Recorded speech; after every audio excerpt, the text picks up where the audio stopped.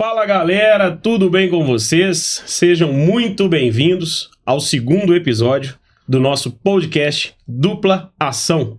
Quero agradecer cada um de vocês que está nos acompanhando, quem já assistiu aí o nosso primeiro episódio, quem deixou lá a sua curtida, o seu comentário, nosso muito obrigado. E eu quero te pedir de novo, viu? A gente precisa muito da sua ajuda para que o nosso conteúdo possa alcançar o maior número de pessoas possível, beleza?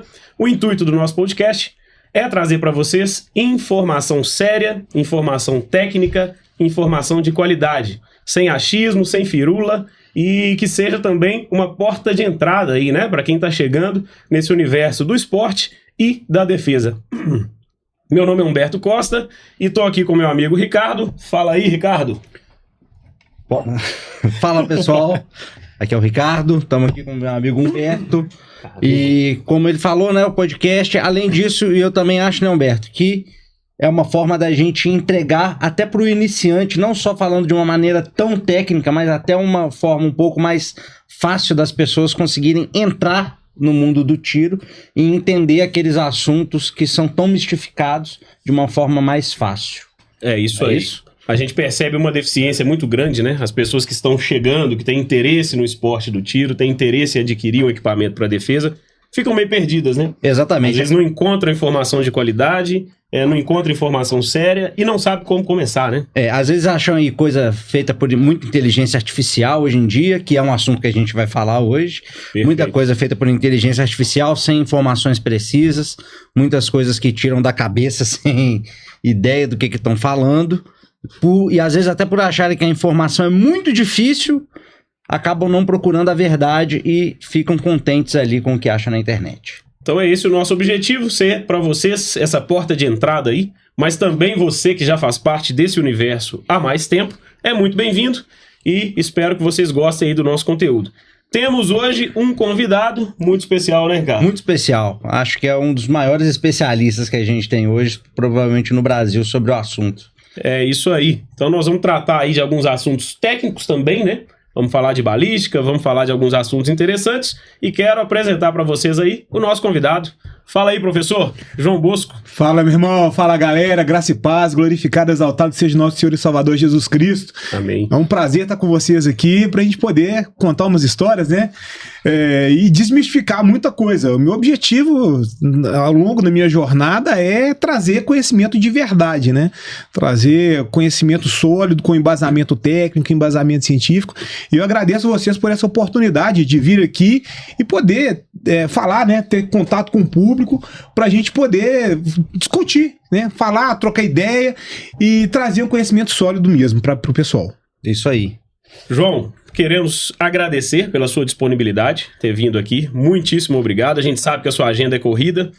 Quando eu te fiz o convite, você aceitou prontamente, então eu te agradeço muito. Tamo junto. É muito bacana, muito importante a sua presença aqui, exatamente para isso, para a gente conseguir desmistificar muita coisa que acontece aí no nosso meio, né? Eu fiz o seu curso, Balística de Combate, em 2020. Bastante tempo já. Um tempinho bom já, tô aqui com o meu livro autografado, depois a gente vai fazer a propaganda aqui pra vocês, tá? Com calma, vamos mostrar aí. Essa é a segunda edição e essa aqui é a terceira edição. Esse aqui é o mais novo, esse aqui, ó. Esse aqui não encontra mais pra comprar porque ele é mais antigo. Esse aqui é de quem é a raiz, né? Esse é o pessoal mais antigão. Esse aqui é a nova edição, né? A terceira edição. E tem 2 capítulos a mais do que a segunda edição, tem vídeo, tem revisão de todos os capítulos, tá bem interessante. Excelente, nós vamos mostrar com calma aqui pro pessoal na sequência. Mas eu me recordo, João, que o que mais me chamou a atenção nesse curso Balística de Combate é que ele tira o achismo, né? Porque existe muito achismo nesse meio. Ah, eu acho que o calibre tal é melhor, eu acho isso, eu acho aquilo. E eu me recordo que no seu curso não tem achismo. Você simplesmente coloca lá o objeto e demonstra. Você não precisa nem emitir opinião, né? Você deixa que as pessoas tirem as próprias conclusões, né? Na verdade, o brasileiro, de maneira geral, independentemente do assunto, adora ser especialista, né? A gente vê isso aí na internet, ou ainda mais hoje em dia com a internet, o brasileiro, ele gosta de ser especialista. Então, quer ter opinião de tudo e as coisas acabam indo muito por esse caminho do achismo. A pessoa, eu acho que, e aí se essa pessoa tem alguma projeção, o eu acho dela passa a ser uma verdade. No meio do tiro isso acontece muito, né? Então você tem, por exemplo, instrutores de tiro que nunca viram um cadáver fora de velório e que acham que entendem de tiro, acham que entendem de balística, do resultado do tiro, e aí o cara... às vezes ele efetua um tiro com um revólver 357 Magnum, tem um impacto ali na mão, né, tem um recuo forte na mão, e fala, eu acho que se o cara toma um tiro desse aqui, ele não fica em pé. E aí um cara que fala isso como instrutor, e aí tem um aluno, um cara que nunca teve contato com arma de fogo e ouve isso de um cara que é instrutor, para esse aluno vai ser o quê? Vai ser verdade. E aí lá na frente esse aluno vira um instrutor. E ele vai propalar aquilo que ele aprendeu que ele não viu na prática, né? Então a gente vê uma série de mitos e crendices, e o que eu tento fazer no meu curso Balística de Combate é trazer a realidade, né? Porque a minha experiência, ela foi, lógico, teoria também, tive muita teoria, estudei muito e tudo, mas foi muito prática, né? Eu sou perito de local de crime, trabalhei 18 anos com morte violenta, já atendi mais de 2.000 casos de morte violenta, entendeu? Homicídio, suicídio, vários tipos de dinâmica, a maioria deles, morte violenta por arma de fogo.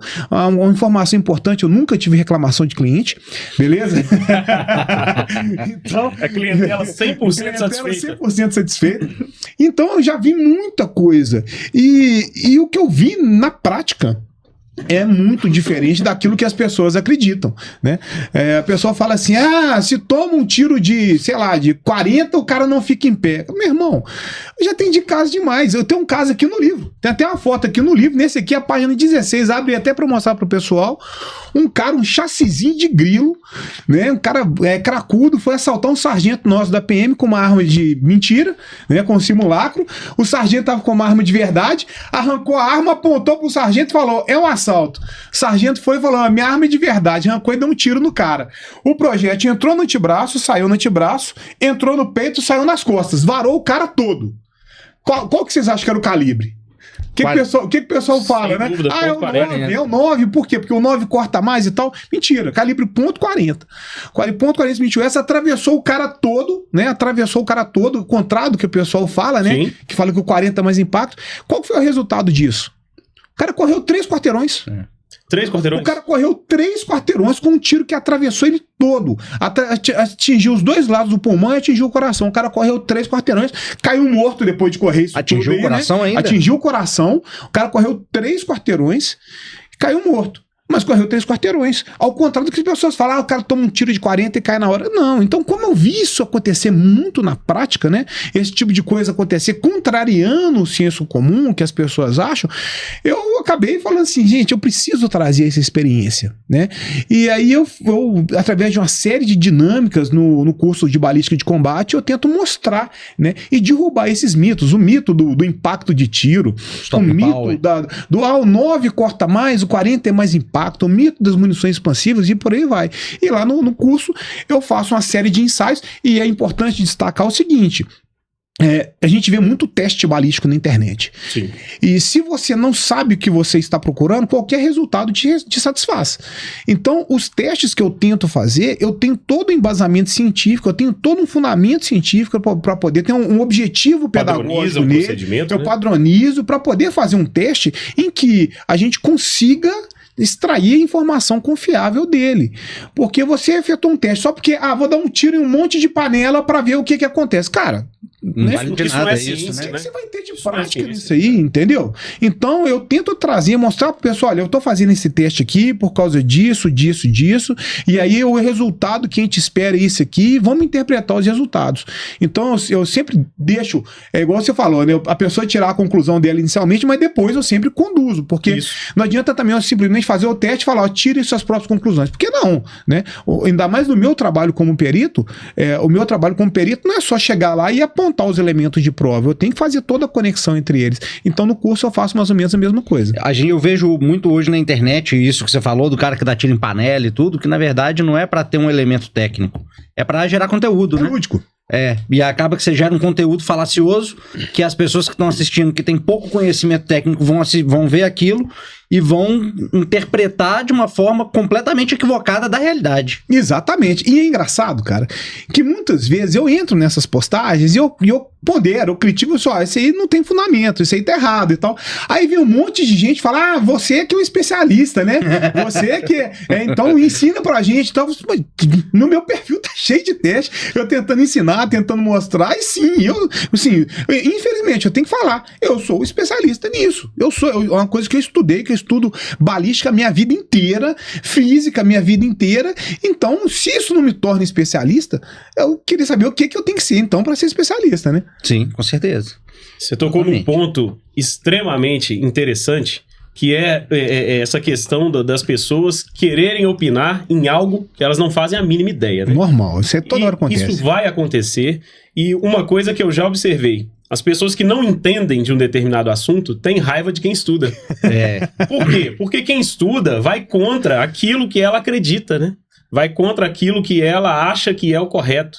E isso toca o ego, né? Exatamente. E as pessoas ficam extremamente incomodadas com isso. É aquele ego de não querer admitir a própria ignorância, né? Que não é um problema você ter a ignorância no assunto, né? Ela tem que aprender. Exatamente. Ninguém é obrigado a saber nada. Ontem eu escutei um assunto, uma frase que foi: eu prefiro ser o burro no meio dos inteligentes do que o rei dos burros. É muito melhor. Você não saber sobre o assunto e estar no meio de quem sabe e aprender sobre aquilo. E eu vou te falar um negócio.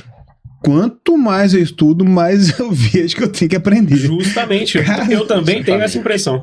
Eu faço teste, assim, toda semana eu faço um teste, eu faço um experimento. Eu costumo dizer o seguinte: eu não me lembro qual foi o último dia da minha vida que eu passei 24 horas sem falar, sem pensar, sem fazer alguma coisa relacionada à arma, relacionada à balística. Então todo dia eu tô tirando dúvida de alguém. Hoje mesmo, antes de vir para cá, um colega perito de Santa Catarina, o Bonassis, um abraço para ele, ele me mandou uma mensagem perguntando, né, fazendo um questionamento e tal. Eu falei, pô, cara, isso aqui é um assunto interessante pra gente discutir, vamos conversar sobre isso.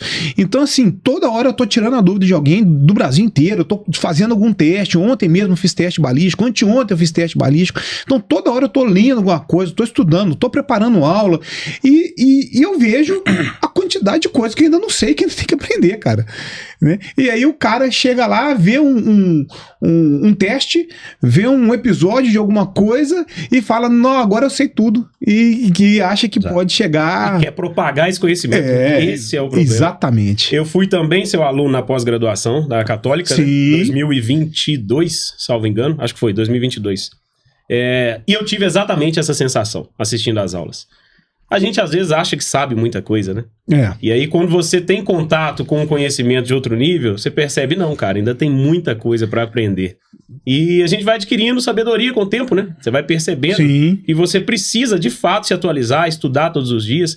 E o grande problema é aquele ponto que você tocou. Quando essa desinformação parte de alguém que é referência em alguma coisa. A gente vê muitos vídeos na internet de políticos, deputados que são policiais, né? Nossa, exatamente. Acho que não cabe citar nome, não, mas todo mundo aqui sabe quem é, né? Da bala que capota. A bala que capota. O 357, que tem mais stop and power, que derruba o vagabundo. O 40 que sai com velocidade zero do cão. Velocidade zero. Eu vi um advogado num plenário, num júri, dizendo exatamente isso, que o 9 fura, o 40 derruba. Exatamente. E então você vê que até no meio do judiciário ainda se acredita nesses mitos, né? Então eu vejo que... Principalmente, né? Então eu vejo que o seu trabalho, o nosso trabalho, tá muito longe de acabar, né, professor? Não, demais, tá muito longe, ainda tem muito trabalho pela frente. E você tocou num ponto importante, que é justamente essa questão da referência, né? A pessoa é tida como uma referência, porque eu sou policial há 30 anos. Isso não... E aí acha que isso aí automaticamente transforma esse policial em um especialista em alguma coisa. E cara, nesse curso que você fez, depois do curso, quando o curso acabou, teve um cara que chegou lá, me chamou no canto, beleza? Me chamou no canto e falou, João, eu queria te falar um negócio. Eu assim, pois não, aqui, obrigado pelo curso, parabéns. Eu sou policial há 33 anos, sou instrutor de tiro há tantos anos, não lembro quantos anos, e hoje eu tô vendo a quantidade de coisa que eu ensinei errado. Ou seja, isso aí é louvável. Você vê o cara com humildade de admitir, né? E aí você vê, cara, que eu me tornei especialista com o tempo. Não existe isso, cara. Não existe isso. Se o cara se torna especialista com o tempo, você confiaria num edifício projetado por um pedreiro? Entendeu? Projetado. Não tô falando de execução. A execução tem que ser o pedreiro é especialista na execução. Agora, em matéria de cálculo estrutural, é o engenheiro. O cara tem que estudar cálculo estrutural. Entendeu? Então, assim, não tô desmerecendo profissão nenhuma, só que cada um dentro do seu quadrado. Perfeito. Né? A gente não pode, ao mesmo tempo que a gente não pode desmerecer o pedreiro pelo conhecimento empírico que ele tem, Exato. Porque eu tenho certeza que um pedreiro vai levantar a parede 1000 vezes melhor do que o engenheiro, porque ele sabe levantar a parede. Agora, se tiver que calcular qual vai ter que ser a quantidade de ferragem, o tamanho da coluna e tal, para uma determinada edificação, tem que estudar. Não é a prática que vai fazer isso aí, entendeu? Então a gente precisa ter uma combinação dos dois fatores, né? Então o cara simplesmente tá na rua e tá trabalhando na rua há 20, 30 anos, sem estudo e sem a base científica, não significa nada. E até a própria experiência dele também não vai contar tanto assim, digo em relação... Por exemplo, conheço alguns policiais que falaram, pô, atirei no cara ali de 40... e o cara caiu, aí a gente trocou e tal, agora estamos de 9mm, sei lá, mudou de batalhão, aí dei o tiro no cara, o cara correu não sei quantos quilômetros, pô, quantos metros, quilômetros não, mas eu não sei quantos metros, mas você vê que tem uma base científica do porquê que isso aconteceu, né? Exatamente. Fisiológico e tudo mais, então até essa experiência que ele teve, sem uma base aprofundada do porquê isso ter acontecido, não tem tanta validade assim. Na ciência, a gente valoriza muito a reprodutibilidade. Então, quando a gente faz um experimento científico, a nossa preocupação, né, os cientistas que estão assistindo aí o podcast podem confirmar isso, né? A gente precisa que aquele experimento ele seja descrito, como é que ele foi feito, quais são as condições que ele foi feito para que ele seja reproduzido e a gente verificar os resultados. Isso é científico, cara. Isso é a base da metodologia de pesquisa científica. Quando a gente tem um caso como esse que você citou, aquilo, fulano de tal eu atirei, o cara caiu assim, fulano de tal eu atirei, o cara caiu assado. Peraí, qual que é a repetibilidade que a gente tem disso? Né? Quais as variáveis, desse caso e quais são as variáveis desse caso? Ah, nesse aqui eu atirei de 40 e o cara caiu, nesse aqui eu atirei de 9 e o cara caiu. Pô, então se for pensar dessa forma aí, no meu trabalho eu tenho isso aí 1 milhão de vezes. Eu já tive caso em que o cara tomou tiro de 40 e correu 3 quarteirões e tive um caso que um cara tomou um tiro de 22 curto, short ainda. Um cara ainda. tomou um tiro de 22 curto. Foi no LR. E caiu no local. O cara de 96 quilos. Tomou o tiro, desmontou e caiu no local. Acho que ele morreu de cócegas. Mas ele tomou o tiro e caiu. Aí entra o fator psicológico. Aí entra um monte de coisa. Variáveis, o estado emocional, entra se ele tá usando droga, se não tá. Tem um monte de coisa que a gente tem que avaliar. Onde o tiro pegou. No curso de balística de combate eu falo de todos esses aspectos. A gente fala da incapacitação mental, a gente fala da incapacitação física, a gente fala como que essa incapacitação física é alcançada, a gente fala do triângulo de incapacitação, né? Localização, penetração e diâmetro da lesão. A incapacitação pode ocorrer até com uma voz de comando, né? Exatamente. Talvez o cara já desiste da ação. Às vezes o cara nem tomou o tiro e é incapacitado. E é incapacitado. Psicologicamente. Parou, né? Parou. A pessoa cola as placas. Então, assim, analisar simplesmente casos concretos sem um embasamento técnico e sem dados do caso, fica muito complicado, né? Aí, muitas vezes eu recebo vídeos e a pessoa me manda um vídeo, João, esse caso aí, pô, eu quero saber que arma que é essa aí, que munição que é essa aí que o cara tomou o tiro e caiu na hora. Eu vou falar assim, meu irmão, a pergunta não é essa. A pergunta não é qual arma, qual calibre, qual munição. A pergunta é, quais foram as estruturas atingidas?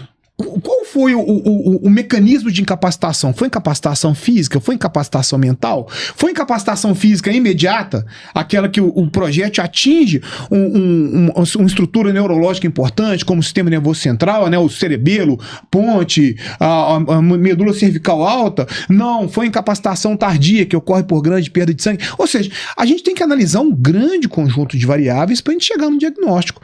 Não é simplesmente, usou uma G2C40 com munição Gold.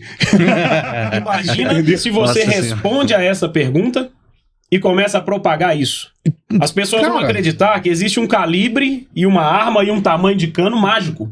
Exatamente. E resolve todos os problemas. Exatamente. As pessoas vão acreditar nisso. Vão acreditar que o impacto de tiro derruba. Exatamente. Lá no meu perfil do Instagram, né, o professor João Bosco, eu deixei fixado. O primeiro vídeo é de um experimento que eu fiz, né, com o Chuck Norris. Sim. O Chuck Norris é um boneco de madeira preenchido com brita, e ele tem um pé, né, de maneira que é um pé realmente, né? Não vou falar que é tipo um L não, pra não dar B.O., né? Mas é melhor não. Cuidado com esse gesto aí, ó. Cuidado com esse gesto. Olha lá, hein? É por isso que eu tô fazendo com essa... Deixa eu ver aqui, é esse mesmo. Então, o que acontece? Tem um pé e eu efetuo tiros nessa posição, para que ele caia, né? O pé para estabilizar ele para frente, eu efetuo tiros nessa posição para que ele caia. Eu efetuo o tiro, esse boneco, ele pesa 55 quilos, ou seja, é o tamanho de um frango de academia, né? O cara pesa 55 quilos, é um pardal, né, bicho? Então, assim, muito leve. E eu efetuo tiro de vários calibres, de 38, de 380, de 9, de 40, de 45, 357, 556, 12 com balote, para tentar derrubar o Chuck Norris no impacto, né? Isso mesmo. E as pessoas não acreditam no resultado. Inclusive, eu não vou dar spoiler aqui do resultado, vou falar a pessoa entrar no meu perfil lá no Instagram, o professor João Bosco, e clicar lá no primeiro vídeo, tá lá fixado, e me conta aí, fala nos comentários aí desse vídeo, o que vocês acharam desse teste, né? Para mostrar o que é o real impacto de tiro, né? Ô João, há um tempo atrás, eu tava em um grupo de uma determinada marca de arma, que o pessoal não aceita quando ela vem com defeito de vez em quando, que é importada. Sim.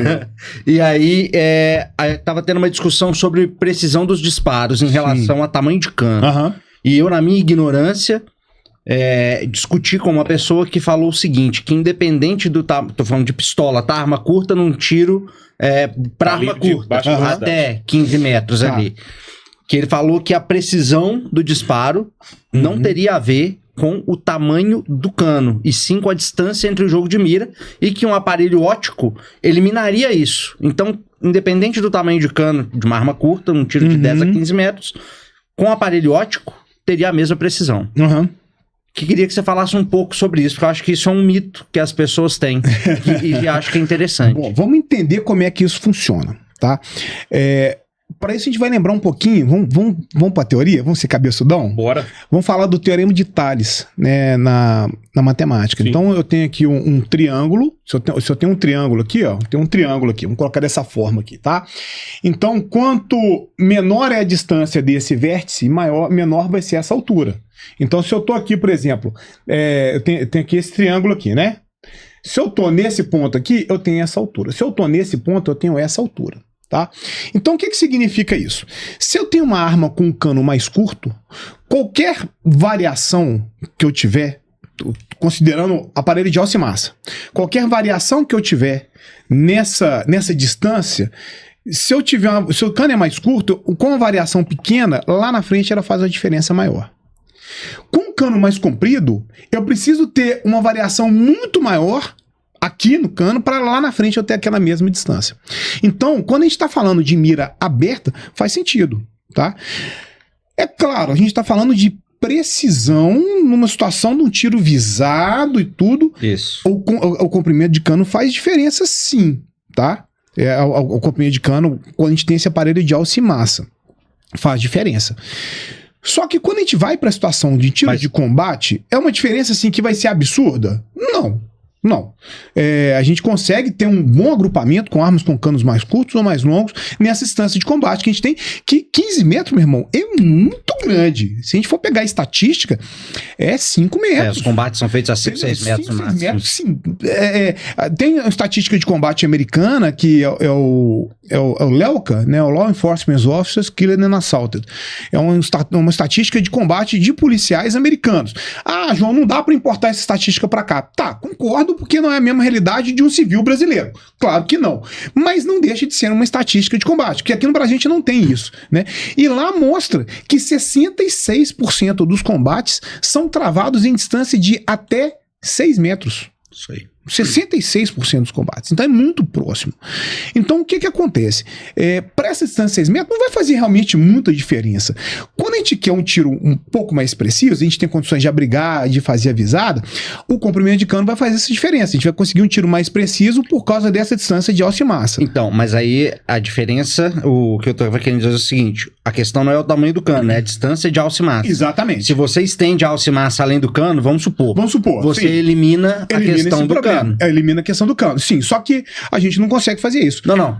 Tudo só bem. que com um aparelho óptico a gente consegue. Isso. O Red Dot, por exemplo, ele vai eliminar essa situação. Aí não precisa do alinhamento de alça e massa. Você não precisa, essa distância já não vai fazer diferença. Você vai ter aquele ponto lá que é a sua referência. E aí você elimina o problema do tamanho do cano. Do tamanho do cano, exatamente. E agora tem outra questão também, que talvez tenha a ver com essa pergunta, que é os movimentos harmônicos, né?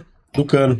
Quando a gente fala de um cano maior, eu imagino que ele esteja mais sujeito a sofrer esses movimentos. Claro, sim. Quando a gente está falando de uma situação de combate, isso não vai fazer a menor diferença. 5 metros, 3 metros. Harmônico é tiro de precisão. Isso. Quando a gente fala de longa distância, aí vai influenciar. Aí vai. Não, aí com certeza, né? Aí vai depender de como que é a fixação do cano no upper, ele vai ter, no conjunto, né? Na armação da arma. Mas aí vai depender da plataforma, vai depender de tudo. Vai depender de uma série de coisas. Tiro de precisão é um negócio cheio de detalhes. Mas nós estamos falando de uma situação de tiro a 200, 300, 500 metros com uma arma longa. Perfeito. Tiro de combate, esquece harmônico. Não existe esse negócio aí. Mas então eu poderia dizer que em um tiro de extrema precisão a longa distância, quanto maior, mais sujeito o cano está de sofrer as influências desses movimentos, né? Sim, mas por outro lado você tem mais estabilização. Então, assim... por causa dessa questão do ponto que exato, são as muitas variáveis que a gente tem inseridas aí. Sim, é muita variável, né? É muita variável. E aí os canos também dessas armas vão ser mais pesados também, né? Que vai minimizar essa questão da... Sim. Mas sabe qual é o grande problema que eu vejo da desinformação? Outra coisa que as pessoas gostam muito é de receita de bolo. Receita mágica. Exato. Então o cara falou no podcast que quanto maior o cano, pior a precisão, porque tem movimento harmônico. O cara vai pegar esse corte e vai afirmar isso pra sempre. E pra pistola, né? Que não tem nada a ver. A gente tá falando de situação pra arma longa. Não é isso. A gente tá explicando um contexto da situação. Exato. E as pessoas às vezes não entendem, né? É de onde parte a desinformação. Mas olha só que interessante, desculpa te cortar, mas olha só que interessante essa questão. Sempre foi disseminado que o tamanho do cano que faz diferença. E não é necessariamente isso. Sim, eu já escutei isso muito. É o conjunto do cano com distância de jogo de mira. E se você joga um red dot, você elimina o problema. Elimina o problema. E isso não é divulgado. Não é divulgado, não. Isso não é falado. Poucas pessoas sabem. Ninguém fala disso. Tem um outro fator que interfere, que é o seguinte. Quando você tem um cano maior, e aí vamos colocar limites, né? Porque existe um ponto que a coisa muda. Mas a gente está falando de arma curta. Então, na arma curta, isso a gente pode colocar isso aí como uma regra. Perfeito. Quando você tem um cano maior, você tem maior velocidade do projétil na boca do cano. Se você tem maior velocidade do projétil na boca do cano, você tem uma trajetória do projétil mais extensa. E aí, o tempo que ele vai gastar para percorrer a distância é menor, a queda do projétil vai ser menor. Então, isso aí também é um fator que interfere. E ele vai estabilizar mais rápido, né? Não é nem questão de estabilizar mais rápido. Ele vai sofrer menos as influências externas, ele vai ter menos tempo de atuação da gravidade, então a queda dele vai ser menor. Certo. Entendeu? Então, isso é outro fator que interfere, né? Nessa precisão. Olha que interessante, mais um ponto, né? Então, o cano maior dentro daquele projeto, né? Ele vai acelerar mais no cano, né? E ele vai sofrer menos influência. Vai ter a trajetória mais tensa. E aí o projétil vai cair menos. Então você vai ter mais precisão. Mas aí, novamente, entra a questão da zeragem da arma, para quantos meses ela tá zerada. Isso aí também a gente tem que levar em consideração. É igual, você pega um 357, por exemplo, com um cano de 2 polegadas, vai consumir muita pólvora para fora do cano. Então o projétil ele vai ser empurrado por menos gases, vai ter menos velocidade no final. Totalmente diferente. Você pega sei lá, de 4 polegadas, você já vai ter... 6 polegadas. Você acredita que eu consigo ver isso na prática, no dia a dia da aplicação dos testes de capacidade técnica? Por quê? Eu utilizo um revólver calibre .357 Mag, no 627, para aplicação dos testes de revólver. As armas longas raiadas, eu utilizo uma Puma de 24 polegadas. Mesmo calibre. A munição é a mesma. Tudo igual. Você consegue perceber no papelão, uma pequena diferença naquele corte, naquele furo. Por causa da maior velocidade. Quando você utiliza a Puma, velocidade muito maior, o corte fica mais certinho. Mais definido. Sim. Quando você usa exatamente a mesma munição, exatamente a mesma, seja a Polimete, seja a Treina, qual for, no revólver, esse corte não é tão bem definido. Mesmo papel. Mesmo papel, tudo igual. Exatamente. Distâncias diferentes velocidade. também, né? É por causa da velocidade. Velocidade. Mas, quando a gente fala de rompimento de obstáculos, a velocidade, ela... É claro, né? Nesse caso que você está colocando, ela vai ser um fator que a gente vai conseguir ver diferença. Isso. Né? Por causa do tempo que o material vai ter para se acomodar. Então, como você tem uma maior velocidade, o material tem menos tempo de acomodação e você tem um corte mais bem definido. Corte mais preciso. É. Interessantíssimo. É isso aí. Legal Aí demais. vai pega esse recorte que nós falamos, no caso do papel, tudo, e fala, não, então vou usar uma munição mais rápida, que no corpo humano vai arrebentar mais o cara. Tem nada isso aí. Tem nada a ver uma coisa com a outra. Bacana demais. Professor, você vai ter uma palestra na Shot Fair, não é isso? Que está se aproximando, né? Em breve. Eu acho que o assunto principal da sua palestra, não sei se você vai querer dar spoiler aqui ou não. Olha, claro, serão tá aqui pra isso. testes que você anda fazendo aí com o novo calibre .38 TPC, né? Exatamente. E a gente tava doido pra falar desse assunto, né, cara? Pois é, vamos falar um pouquinho disso? Foi o primeiro assunto que eu coloquei aqui.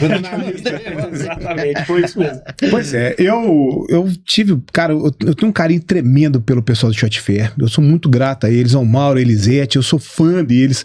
E mais uma vez eu tive a honra de palestrar. Eu sou, inclusive, recorrente lá. Ano passado a gente recebeu até uma homenagem, né? Eles homenagearam os palestrantes que palestraram em todos os eventos. Então, eu, Luciano Lara, a gente. Eu acho que foram só 5 pessoas que palestraram em todos os eventos. Bené Barbosa, provavelmente. Bené Barbosa. Eu não sei se ele palestrou, acho que ele palestrou em todos também. Mas eu tive a oportunidade de palestrar em todos os eventos e, mais uma vez, né, pelo 6º ano consecutivo, vou palestrar na Shot Fair. E como é que eu faço? Eu sempre falo com eles falam, João, você pode palestrar pra gente? Claro, o que vocês querem que eu fale? Né? Porque assunto é que não falta, né? Claro. Tema interessante que não falta. Então eu sempre passo uma lista de temas e eles escolhem. Geralmente o Mauro escolhe, né? Um grande amigo meu. E aí ele escolheu esse ano para eu falar sobre a balística do 38 TPC, né? Um calibre novo, desenvolvido pela Taurus, né? E, pô, assunto espetacular, né? Eu fui, inclusive, no meu canal do YouTube, né? Eu tenho um canal no YouTube também, que é recém-criado, que é o professor João Bosco, né? Também, o mesmo arroba do Instagram. O primeiro vídeo foi uma análise do .38 TPC, mas na teoria só naquilo que eu já tinha até o momento. Eu não tinha até então feito testes com 38 TPC.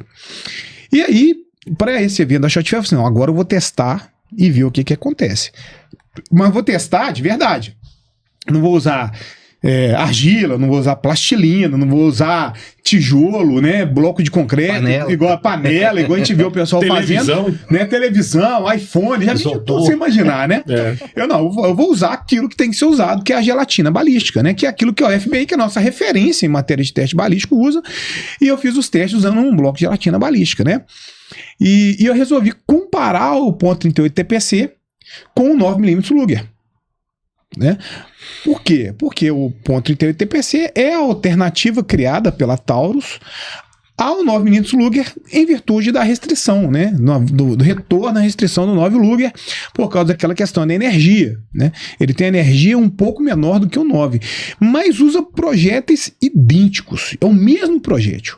Tanto o encamisado total de Val, quanto Gold, quanto Bonded, é o mesmo projétil da 9.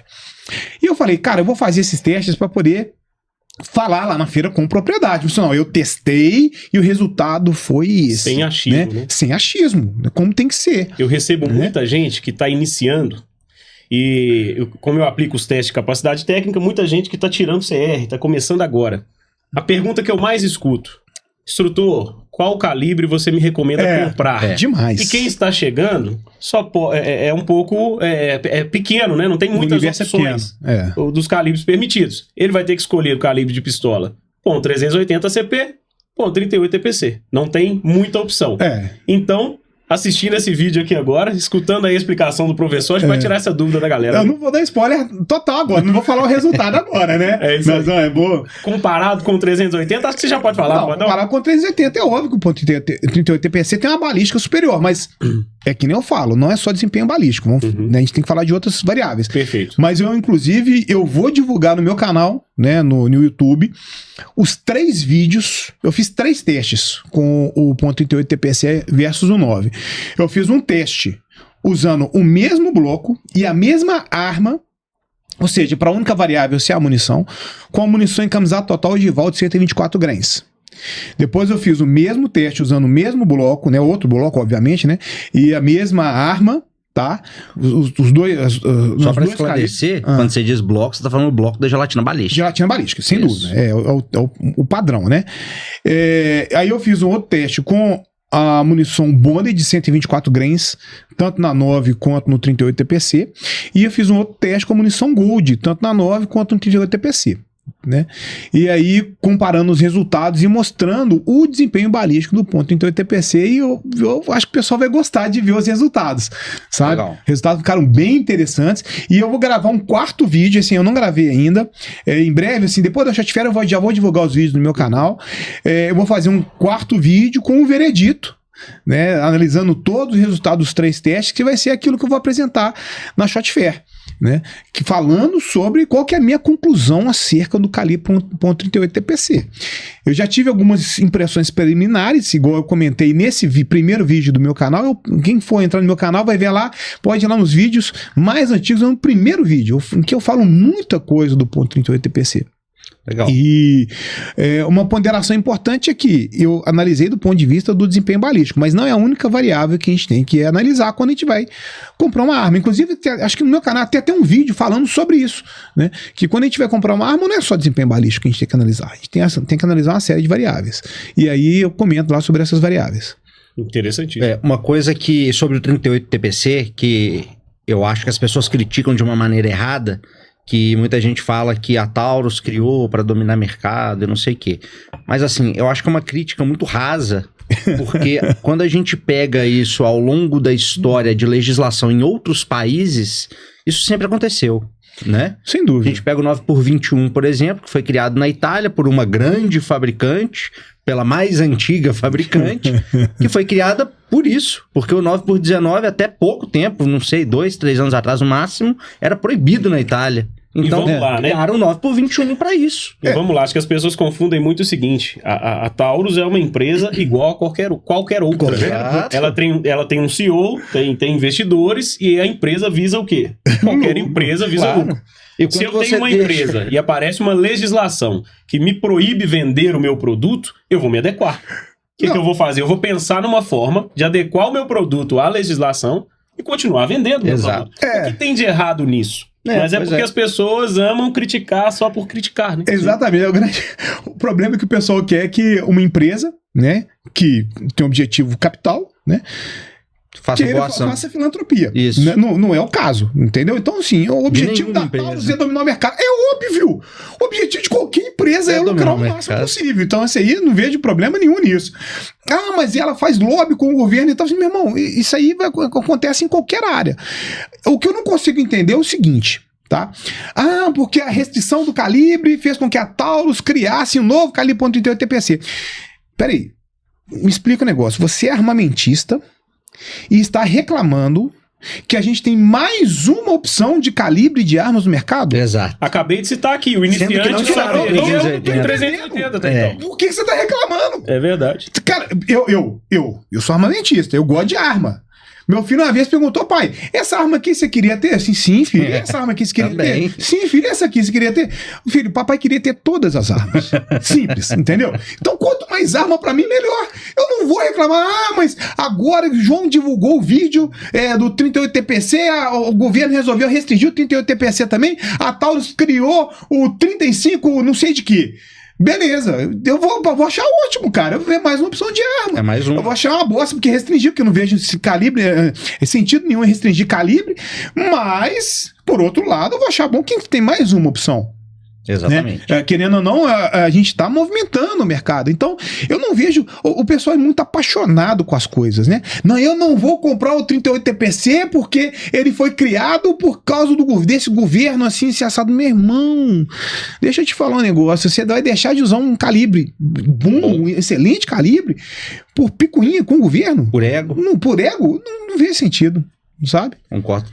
Agora uma coisa é fato, né? Vão dizer que o professor João Bosco é patrocinado pela Taurus. Não, nesse vídeo que eu fiz sobre o ponto 38 TPC, já acontecia assim, o professor João Bosco foi comprado pela CBC, finalmente a CBC conseguiu comprar, sendo que na época eu era bloqueado no Instagram da CBC. Eu não conseguia acessar as publicações da CBC, que era publicar, eu era bloqueado no Instagram dele. Eu nunca recebi nem um centavo, né, da CBC e tal, e nego falando, que o professor João Bosco, não, cara, eu analiso tecnicamente. Se a minha análise técnica é favorável ou não, cara, eu tô pouco me lixando, entendeu? Se for boa, eu vou publicar, e se for ruim, eu vou publicar também. Do mesmo jeito. Do mesmo jeito. É isento, né? Igual, cara, se aqui alguém que mais bateu na CBC, principalmente naquela... você bota o pi aí, né? Bosta daquela munição Gold, sim, entendeu? Cara, sim, eu falo disso até hoje, né? Eu falo que a munição Gold é uma bosta. É uma bosta, eu falo que ela é, entendeu? Sempre falei isso aí, entendeu? É verdade. Mas quando lançou, por exemplo, a Bonded, eu falei, essa aí é massa. Eu gosto dessa munição, né? A ProShock, gosto dela também. Os resultados todos que eu tive nos testes que eu fiz com a Bonded e com a ProShock foram muito bons. João, então você usa a Bonded? Não, eu uso camisa total ogival, porque pra mim é o que me atende. É entendeu? O básico que funciona. Entendeu? Então, eu tava até conversando com um grande amigo meu ontem, um cara que é espetacular, que é muito reconhecido no mundo do tiro, que é o Doc Maniglia, né? Sim. Lá do Tigre do Paraná, irmão meu, e nós temos esse ponto de divergência. Ele prefere a Bonded pelas razões dele, e eu prefiro encamisado total ogival pelas minhas razões, e ontem conversando, eu falei, João, a questão é a seguinte, você tem os seus pontos que são extremamente defensáveis, e eu tenho os meus pontos que também são extremamente defensáveis. Eu falei assim, Doc, no final das contas, tá tudo bem, né? Tá isso tudo aí. certo, entendeu? Eu não vou falar que você tá errado porque você usa a Bonded 147 gramas, não. Inclusive, eu acho ela uma excelente munição. Só que eu prefiro encamisado total ogival pelas minhas razões também. E que ele reconheceu que são defensáveis e ele prefere a Bonded pelas razões que eu reconheço também são defensáveis. Então, no final das contas, chega no ponto de opinião. E aí a opinião, cada um tem a sua, né? E eu respeito, entendeu? Então, eu não vou falar assim, muita gente vira pra mim e fala assim, João, eu comprei uma arma tal, qual munição que eu uso? Eu falei assim, olha, meu irmão, eu usaria tal munição. Essa é a resposta correta, né? Na minha opinião, eu usaria tal munição, mas você vai usar a munição que você acha que deve usar, entendeu? E por isso que eu defendo conhecimento técnico, por isso que eu tento ensinar pro pessoal quais são os fatores que vão ser importantes na incapacitação, porque a pessoa possa tomar a decisão dela. E aí ela chega às conclusões dela. Quando você fala que você usa a ETOG e o outro usa a Bonded, que é, enfim, qual que seria a diferença?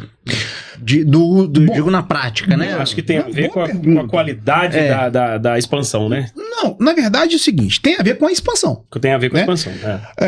Vamos lá. Qual é o motivo pelo qual as pessoas usam munições expansivas? Fala, cara, tá? munição expande, cara. Vamos lá. Muitas pessoas usam munição expansiva porque acreditam que ela vai causar mais impacto. Mentira. Não existe impacto de tiro significativo. Então, não. Muitas pessoas usam munições expansivas porque acham que ela vai produzir um dano interno muito maior. Mentira.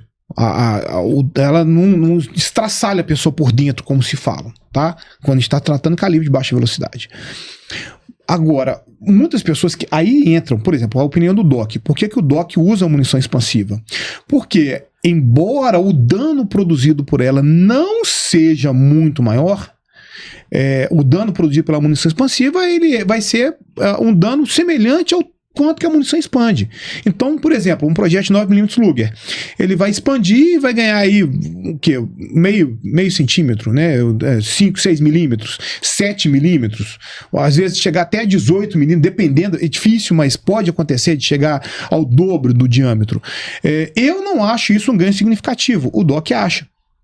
Entendeu? Ah, tá. A lesão, o dobro maior. Eu não acho isso um ganho significativo. Ele considera essa expansão, a lesão dessa expansão mais relevante. Ele acha que vale a pena ele acha que tem uma lesão que vai ser o dobro, o diâmetro dobro maior, né? Vai ser mais interessante. Eu, sinceramente, não acho que vai ser tão interessante assim, porque se o projeto expande muito a ponto da expansão ser muito favorável, a chance dele ter uma penetração menor é grande. Ah, mas muitas vezes ele pode penetrar o suficiente para atingir aquelas estruturas. Concordo, realmente pode acontecer. Só que a gente não sabe o que a gente vai encontrar no nosso cenário de ação.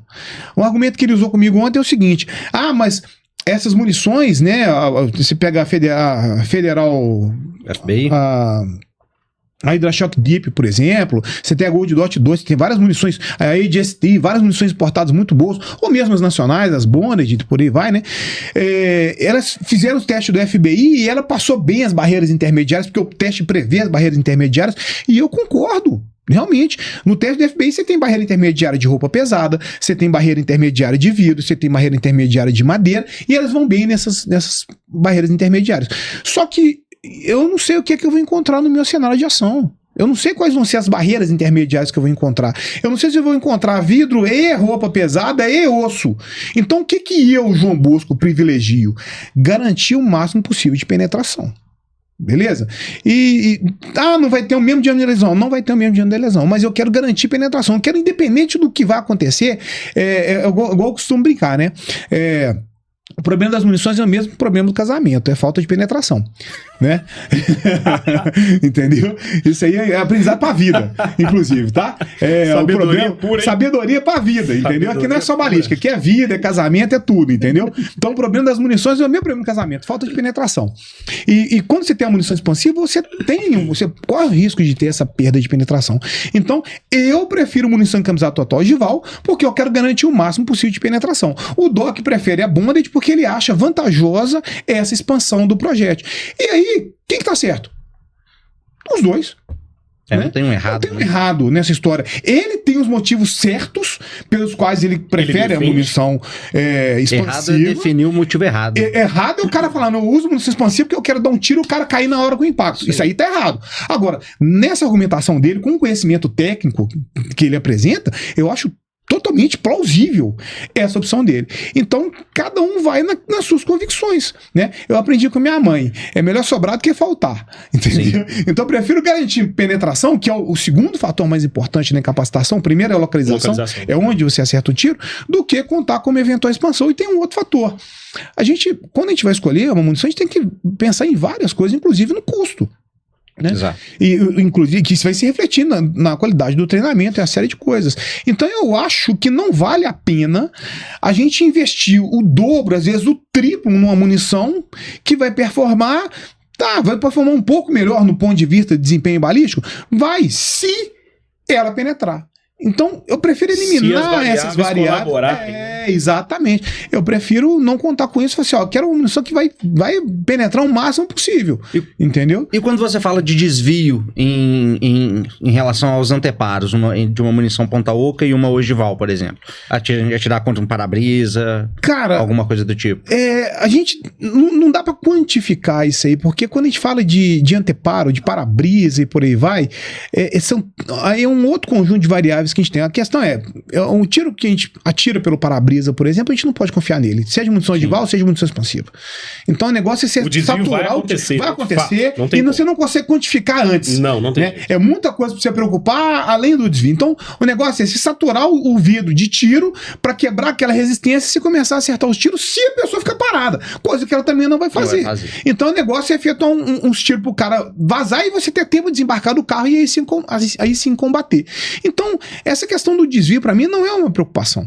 Entendeu? E a tendência é das munições ogivais conseguirem performar melhor nos anteparos intermediários, em questão de transfixação. Então, por isso que eu prefiro elas. Simples assim.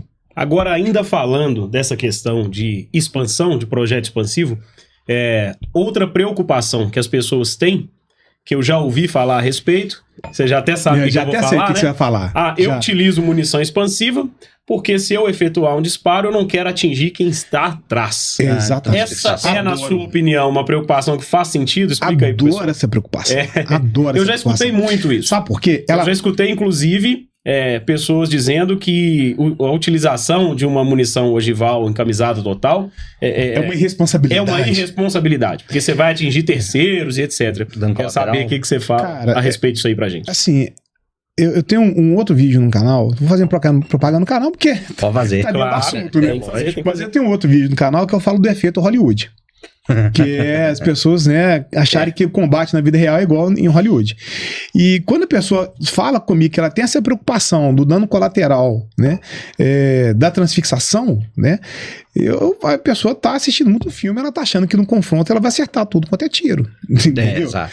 É que nem eu falei, eu tenho literalmente centenas de casos atendidos de morte violenta com arma de fogo. Centenas. Sabe quantos casos eu já fiz dessa natureza? O tiro pegou na pessoa, atravessou e acertou outra pessoa, e levou, ou feriu ou matou essa pessoa? Nenhum. João, significa que não acontece? Não, eu não tô falando que não aconteça. Acontece sim. Né? Pode acontecer. Inclusive, uma vez eu estava dando um curso em Brasília e eu estava falando justamente desse tema. Aí um cara foi e falou assim: uma pessoa, já aconteceu comigo. Um cara foi me assaltar e efetuei um tiro. O projétil acertou o cara, atravessou e acertou a minha esposa. Né? Graças a Deus não morreu nem nada. Eu falei assim: pois é, eu não estou falando que não acontece. Ele falou assim: foi só mais uma informação. A munição era expansiva.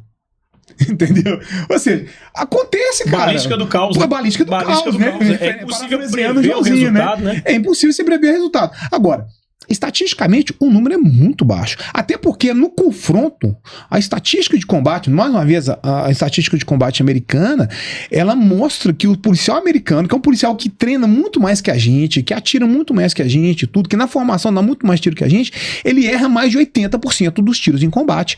Então eu não vejo sentido de preocupar com o tiro que eu acerto. Entendeu? Se eu acertar o tiro, 20%. Você der 10 tiros, você acerta 2. E atravessar, menos do que 20%. Se eu acertar e atravessar e acertar em alguém, menos ainda. Acertar e atravessar e acertar em alguém com potencialidade. Então, você vai. É tanta variável, tão pequena a probabilidade que eu não vejo isso aí como um risco, né? Eu acho que é muito mais importante a gente se preocupar em ter uma boa qualidade de tiro, em treinar tiro para você errar menos, do que você preocupar com o tiro que você vai acertar. Sem dúvida. Entendeu? Sem dúvida. Então eu não vejo problema nenhum. Inclusive, essa questão de o dano colateral, assim, meu irmão, é muito mais fácil acertar o cara direto do que com esse tiro aí que você... Tem um vídeo que tá circulando recentemente aí, de um policial atirando numa pessoa armada com a faca, o cara entope a pessoa de tiro e acerta 2. Entendeu? O cara deu um monte de tiro e acertou 2. Sabe? E detalhe, a pessoa acertou a pessoa e o cara continuou em pé e continuou atacando os outros. Entendeu? Então, assim, é muito surreal esse negócio de, não, eu vou usar essa. Ainda mais na situação, né? Pensando como, não força policial, né? Pensando no uso para defesa própria, né? Sim. Eu não vejo o menor fundamento nessa argumentação. O primeiro ponto é acertar o tiro, né? Antes de você acertar, não adianta preocupar com as outras variáveis, não é essa a questão? Exatamente. Eu vejo muita gente falando também comigo que gosta muito de revólver, que de revólver não dá pane, né? Vocês certamente já escutaram isso, né? Vocês já ouviram isso? Já, claro. Todo dia. Agora eu vou te dizer o que eu vejo na prática, no dia a dia dos testes. As pessoas não sabem atirar de revólver. Exatamente. Por que não sabem? Eu aplico o teste de categoria de pistola com uma Imbel MD2. Ela tem uma característica, né? As molas o conjunto de molas é macio, o gatilho tem um curso um pouco menor, então é menos suscetível a erro, né? Quando você coloca na mão do candidato um revólver e ele não pode acionar o cão, ele tem que fazer os disparos em ação dupla, ele comete a famosa gatilhada, né? Porque ele quer pressionar o gatilho de maneira ansiosa e ele provoca uma movimentação involuntária ali nos braços, nas mãos, e ele erra o tiro. Ou seja, em um alvo, uma silhueta humanoide a 5 metros, o cara não consegue acertar. Não acerta nem o papelão, né? Não acerta nem o papelão. Então aí eu fico pensando, que adianta esse cara se preocupar Com não dar pane. com a pane ou com a expansão de 1 milímetro do projétil ou não? Não faz muito sentido. Qual o primeiro ponto? Ele tem que aprender a atirar. Exatamente. É o primeiro ponto. É por isso que eu falo, não é só desempenho balístico. A gente não escolhe uma arma baseada só em desempenho balístico, né? Porque se fosse, cara, eu ia usar um 500 Wesson Magnum pra defesa. Um 500 Wesson Magnum pra defesa. Eu lembro bem quando houve, né, no governo anterior a liberação dos calibres e tal, né? E aí o que veio de cara fala comigo, nossa, agora eu tô armado com o que eu queria. Agora sim, agora eu tô pronto, eu tô bem armado e tal. Assim, é mesmo, cara, o que você comprou e tal? O cara, comprei um Bulldoguinho 357, agora com canhão de mão, agora ninguém me segura. Não acerta aí a 3 metros. O cara e fala assim, tá, então vamos fazer um experimento aqui, vamos fazer um exercício mental, tá? Imagina o seguinte, eu vou fazer um desafio pra você. Uma folha de papel A4, 3 metros de distância, 15 tiros em 15 segundos com uma pistola 380. Você faz? Você faz? Tranquilamente. A vovozinha com artrose faz. E a grupo. Né? Não precisa nem agrupar, não. Acertar na folha. Quem sabe acionar o gatilho, cara, acerta tudo. 15 tiros em 15 segundos, de 380 a 3 metros numa folha de papel A4. Se o cara não fizer, meu irmão, ele pode desistir da vida. Ainda sobra tempo, ainda pra tomar um café. Só que o desafio não é, sobra tempo pra tomar um café. Sobra tempo pra tomar um café. No meio da sequência do dia. Só que o desafio não é esse. O desafio é uma folha de papel A4, 3 meia distância, 15 tiros em 15 segundos com 357 Magnum. Não faz. Você faz? Não faz. Você faz? Dá pra tomar um café? O tempo que você vai gastar pra recuperar a sua visada já vai te complicar. E fora esse erro que eu acabei de citar. As pessoas não sabem acionar o gatilho. Você tá esquecendo de um outro detalhe. 15 tiros com 357? Não dá, tem que recarregar. Tem que recarregar. Essa arma são 5 tiros, tem que fazer 3 recargas. Então eu viro pro cara e falo assim, aí eu não consigo. Assim, pois é. Agora imagina o seguinte, você e um Peba. Você com o seu canhão de mão, né, o seu 357, e o Peba com a 380. Quem tá melhor? Ah, não, mas aí basta eu acertar um. Sim, por que basta você acertar um? Ah, não, porque eu vou derrubar o cara no primeiro tiro. Assim, é? Meu Deus. Aí eu vou e mostro o vídeo do Chuck Norris e o cara fala, realmente não, entendeu? Não vai derrubar. Vê o tamanho da burrada que ele fez. Então, quando a gente escolhe uma arma, o desempenho balístico é um fator importante, porque senão a gente ia todo mundo andar de 22 LR, né? Então o desempenho balístico é um fator importante, apesar do que 22 não é no corpo, né? Ele entra na veia e sai, ele chega no coração. É o melhor não dá. Não, é a bala do exatamente. Mas as pessoas tudo usam o 22 LR, né? Se o desempenho balístico fosse o mais importante. Não fosse, né? Não fosse importante. Então, o desempenho balístico é uma variável importante, mas tem outras variáveis. Eu, por exemplo, cara, eu sou um cara muito chato com gatilho. Assim, eu sou atirador de 1911, né, bicho? Gatilho levinho, curso curto, espetacular. Hoje eu não uso mais a 1911, eu fui pra SIG, né? Eu tenho uma SIG M18, um gatilho espetacular. Você compara um gatilho de revólver e ação dupla, meu irmão? Não dá. Entendeu? Não dá, entendeu? É o que eu tô dizendo. Aí, assim, na situação de estresse, o cara vai errar todos os tiros. E normalmente, qual é o perfil das pessoas que gostam do revólver? É aquele senhor... Pessoa mais idosa. É aquele cara mais idade que não treina. Isso. Ou seja, eu tenho absoluta certeza que se ele, de fato, precisar utilizar esse equipamento, ele não vai conseguir. Não vai conseguir. Não vai conseguir. Exatamente. Vai errar um monte de tiro, né? O pessoal fala, se eu não resolvo isso com 38,5 tiros, não resolvo mais nada. Meu irmão. Isso demais a conta. Você não tem ideia de como é que você tá errado. Muito bom. Pessoal, infelizmente, nosso tempo chegou ao fim, né? Vamos ter que fazer as considerações finais aqui. Assunto tem para umas 8 horas de podcast. Com certeza. João, com certeza. O tempo aí que você quiser para poder falar aí dos seus livros, do seu curso, da sua palestra na Shot Fair, que dia que vai ser? A palestra vai ser na sexta-feira, dia 17, às 17 horas, lá no palco lá de eventos, lá da Shot Fair. Então você que vai lá na Shot Fair prestigiar, passa lá. Tem que fazer inscrição pra palestra? Como é que funciona? Não, pra palestra não. Tem que estar na Shot Fair, né? Sexta-feira, qual horário? 17 horas. 17 horas. Lá na Shot Fair. E aí lá vocês vão descobrir o desempenho do ponto 38 TPC. Exatamente. No mais, quem quiser aí o livro autografado e tudo, né? Eu vendo ele lá pelo Instagram, manda um direct pra mim, né? Qual que é o seu Instagram? Professor João Bosco, @professor João Bosco. E é o mesmo canal do YouTube, é o mesmo @, né, do canal do YouTube, né? Então, recomendar o pessoal dar um pulo lá no meu canal, canal, se inscrever, né? Dar uma moral pra gente também, se inscrever, compartilhar os vídeos e colocar lá também as críticas, sugestões de vídeo. Vai ser um prazer enorme poder interagir com o pessoal também por meio dessa nova plataforma e parabenizar vocês aí por essa iniciativa do podcast, porque, assim, só conhecimento liberta, né? Quanto mais conhecimento, quanto mais oportunidades a gente tiver de divulgar, melhor. Excelente. Ótimo. Excelente, João. Muito obrigado pela presença. Show de bola. É isso? João, muito obrigado. Irmão, Deus abençoe. Valeu Tamo demais. Obrigado demais. Pessoal, quero mais uma vez pedir a ajuda de vocês. Curte o nosso vídeo, deixa aí um comentário, manda para o seu amigo, compartilha. A gente precisa alcançar o maior número de pessoas possível. Ajuda a gente aí nesse projeto. E se você tem vontade de sentar aqui para bater um papo com a gente, chama aí também. Vamos combinar, beleza? Manda o direct, indica seu amigo, fala pro amigo chamar a gente. Verdade. Né? Qual o arroba do podcast no Instagram? @podcast duplação. Beleza. Segue lá também e dá essa força pra gente, beleza? Tamo junto, Deus abençoe, valeu. Isso aí, valeu.